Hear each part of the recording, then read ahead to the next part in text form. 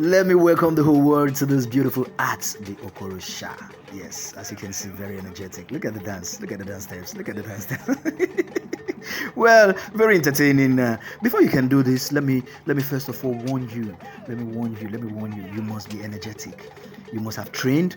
You must have, done a lot of exercises before you can even come out to do this dance steps, the Okorosha dance.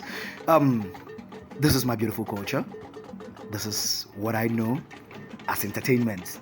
Because when we were very young, when I was much younger, as a little boy, my late dad, in the blessed memory, used to bring us home to watch this beautiful art.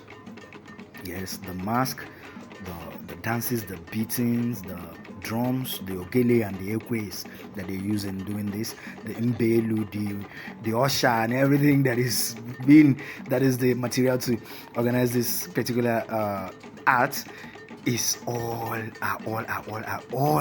beautiful and unique to the culture. Well, that is my brief story. So there's no way you will watch Okorosha without being entertained. I tell you that.